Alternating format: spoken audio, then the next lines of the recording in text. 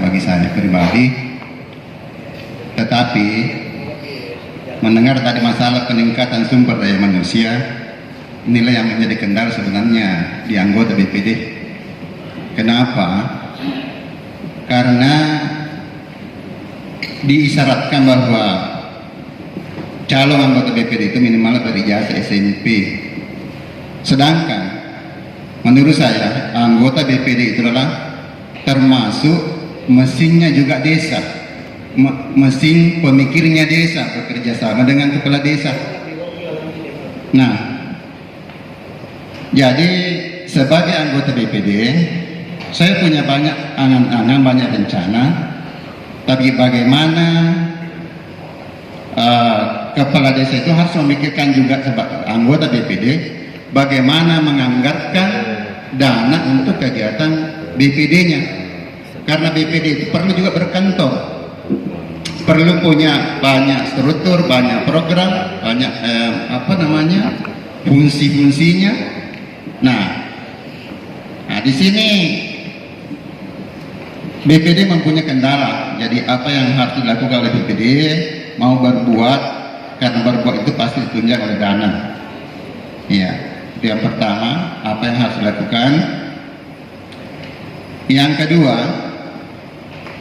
BPD sebagai mitra kepala desa, sebenarnya anggota BPD maju kena mundur kena, istilah saya. Karena di samping sebagai mitra kerja dan bertanggung jawab juga kepada apa yang dilaksanakan atau apa yang dibangun oleh kepala desa, sekaligus juga sebagai pengawal dan pengawas. Nah, betul tadi yang dikatakan bahwa kerjasama yang optimal antara BPD dengan kepala desa harus betul-betul terbangun, sehingga BPD itu mempunyai peranan penting di dalam menggali aspirasi masyarakat. Nah, jadi sebagai saran untuk kepala desa, barangkali bisa menganggarkan untuk dana operasional BPD untuk melaksanakan musyawarah dengan masyarakatnya tersendiri sebagai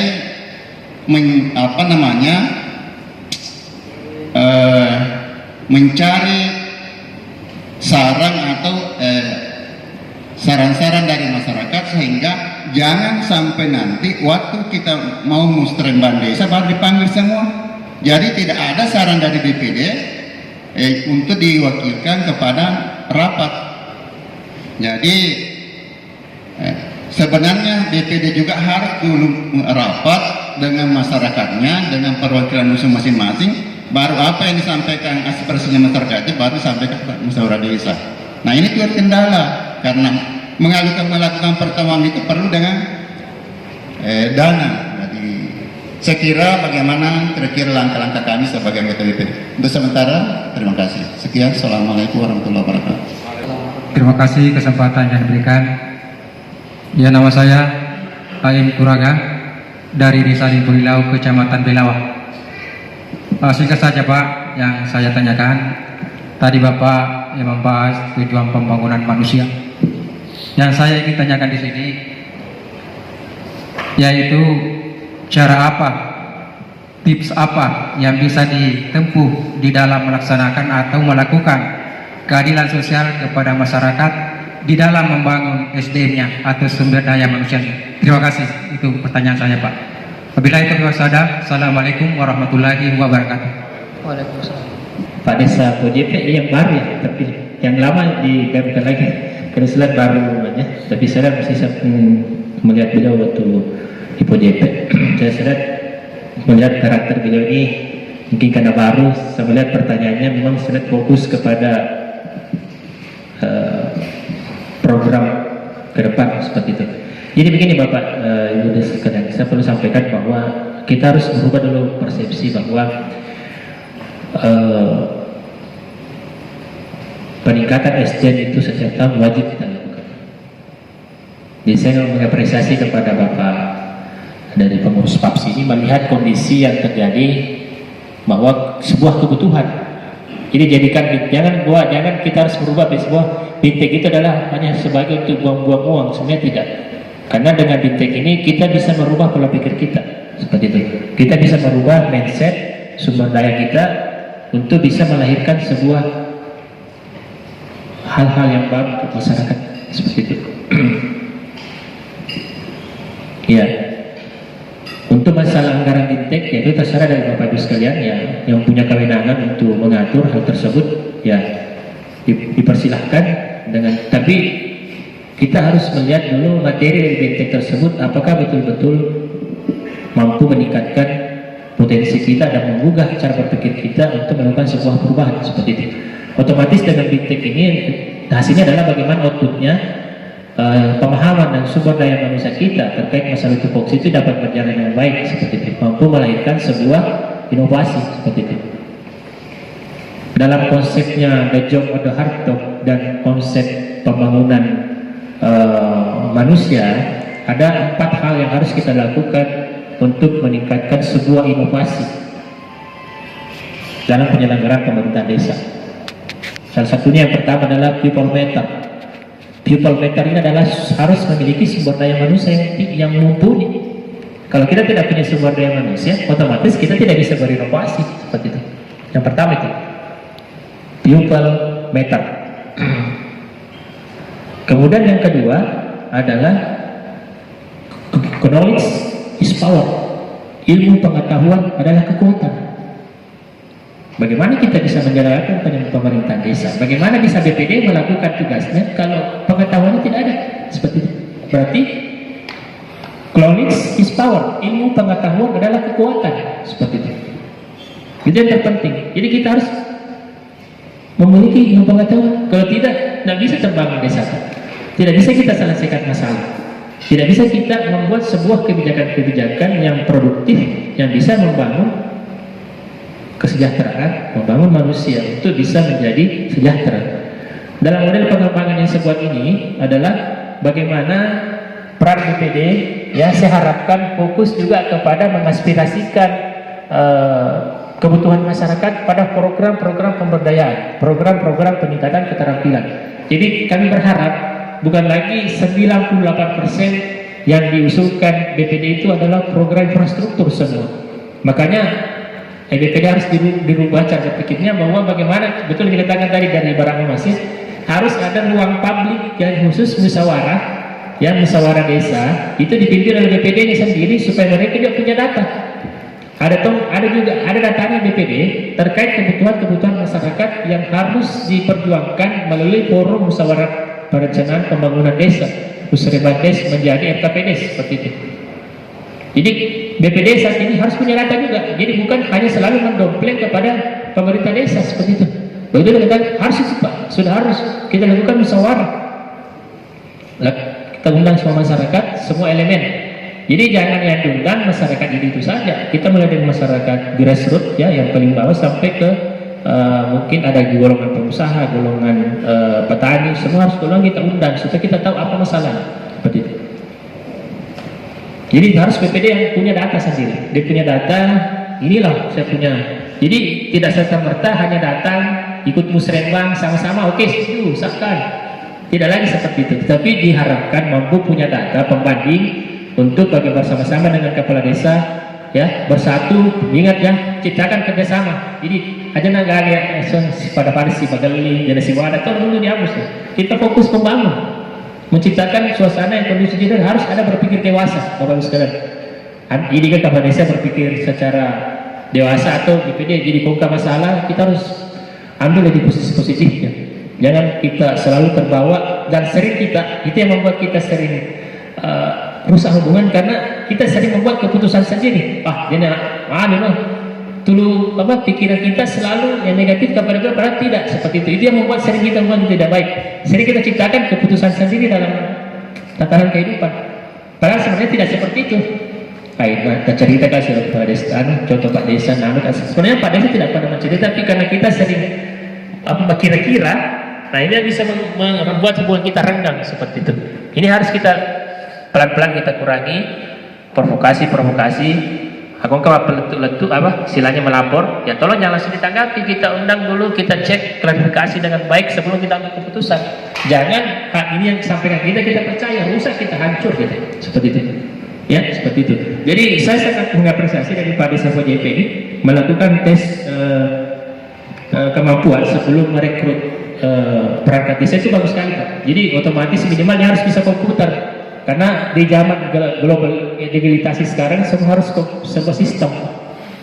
Coba kemarin saya masih lanjut andai kan kemarin saya masih 1 tahun saya camat di Wajo, di Bitung itu Pak Desa semua di Bitung itu sudah by sistem. Jadi saya kemarin membuat program Pak Desa itu pelayanan tanpa kertas. Jadi masyarakat desa kalau ke kantor desa itu tidak perlu lagi bawa-bawa kartu keluarga, bawa-bawa KTP, semua ada di komputer. Kata bawa ngasana contoh lasa lama, langsung muncul situ namanya. Ada fotokopi KTP-nya, fotokopi kartu keluarganya. Jadi tidak ada lagi kita suruh masyarakat, juga gimana kartu keluarga, juga gimana KTP, tidak perlu lagi seperti itu. Jadi pelayanan tanpa kertas. Jadi semua by sistem. Jadi perangkat desa, jadi ini saya kasih sedikit inovasi kepada Pak Desa yang hadir. Buat inovasi bagaimana kita ambil semua datanya masyarakat itu, kemudian kita simpan di file komputer. Jadi masyarakat datang, cukup kita ketik nama, muncul situ semua datanya, ada KTP-nya, PBB-nya, semua jelas.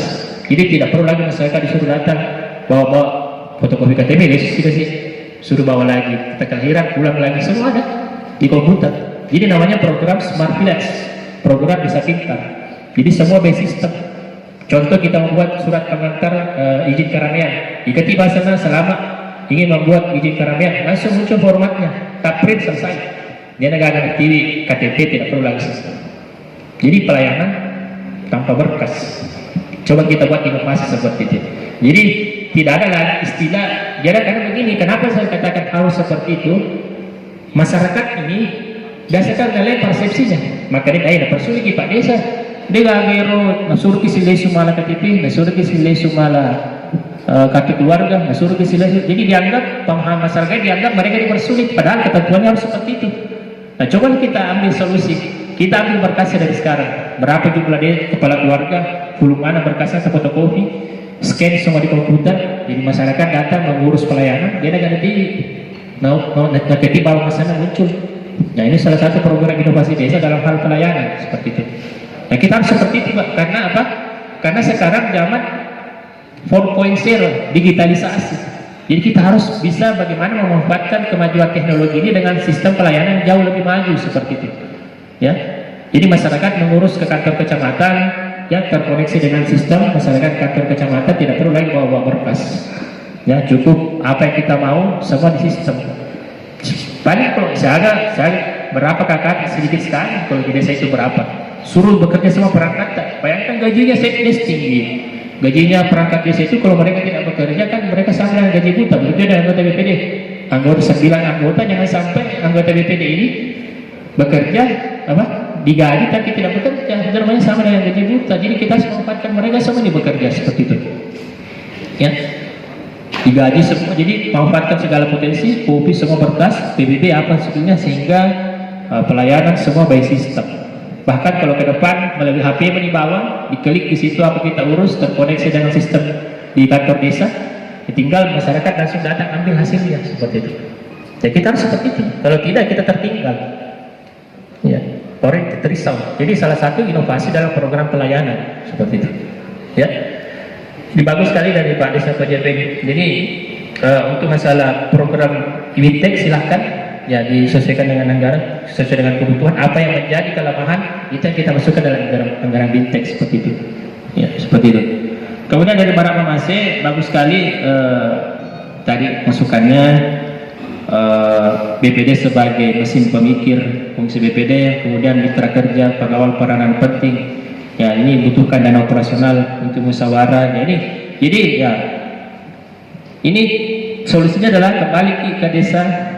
Kembali ke Wajo nanti lakukan pertemuan dengan kepala desa, bagaimana menganggarkan untuk pertemuan anggaran operasional rapat minimal anggaran makan minumnya lah Pak peserta rapat itu bisa dianggarkan dan seberapa.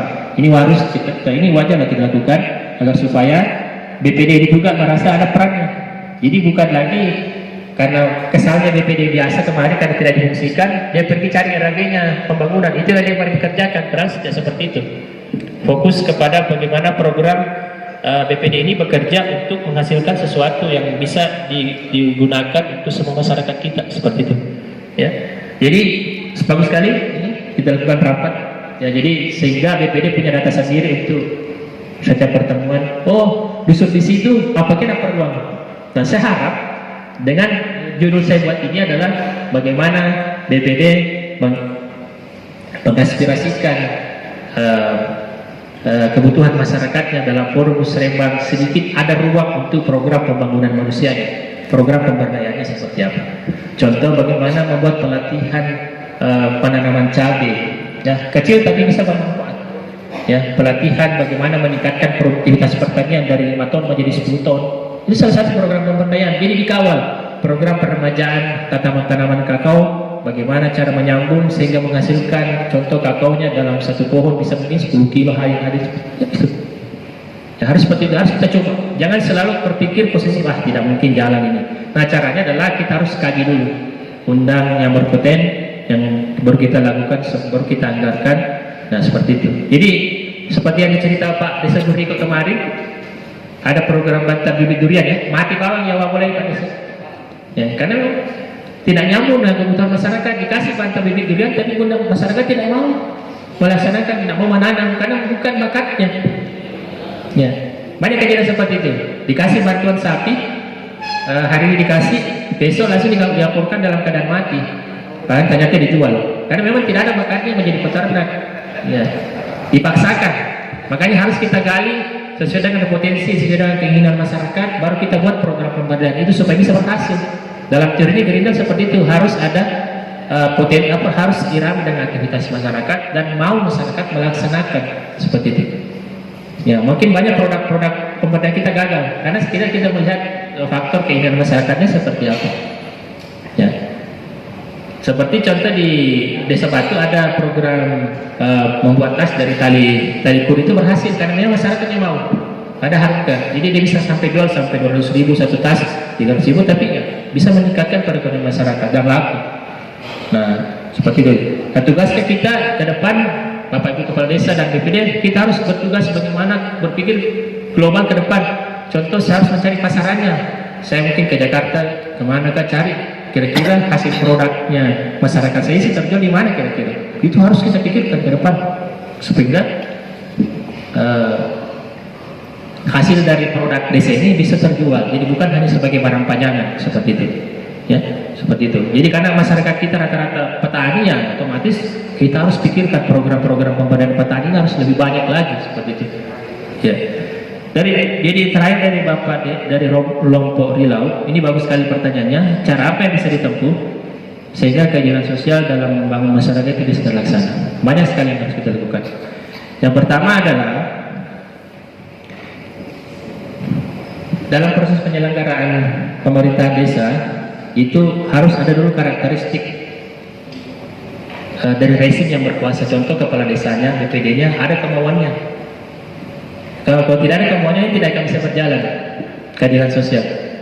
Ya, tadi saya katakan tidak ada lagi istilah dusun A yang banyak penduduknya itu yang dibangun, sedangkan dusun B tidak. Jadi harus ada rasa keadilan kepada masyarakat, tidak boleh membeda-bedakan. Ya, jadi dulu saya dulu dari struktur pemerintahannya. Ya, harus ada karakteristik rezim yang berkuasa yang betul-betul ingin membangun masyarakat dalam program pemberdayaan. Yang penting ada maunya dulu pada itu dari Pak Desa, BPD harus bersinergi sehingga memiliki kesatuan khususnya untuk bagaimana menciptakan rasa keadilan. Ya, contoh dalam pelayanan, ya biasa begitu. Anggota ini contoh yang mendukung yang diberi pelayanan tidak dipersulit, tidak ditandatangani, ini harus dihilangkan dulu. Jadi ada fokus visioner. Jadi ada perubahan pola pikir dulu. Perubahan mindset berpikir bahwa fokus kepada membangun masyarakat dengan tidak membeda-bedakan dulu yang pertama. Kemudian yang kedua, bagaimana menciptakan rasa keadilan adalah bagaimana kita menggali potensi desa itu dengan menciptakan ruang komunikasi yang sebesar-besarnya kepada masyarakat tanpa membedakan status golongan. Salah satu Presiden Amerika Abraham Lincoln, selalu baca bukunya ini karena Abraham Lincoln adalah salah satu bapak demokrasi di dunia ya. Jadi dia selalu mementingkan kepentingan masyarakat. untuk menciptakan kepemimpinan yang baik, keadilan sosial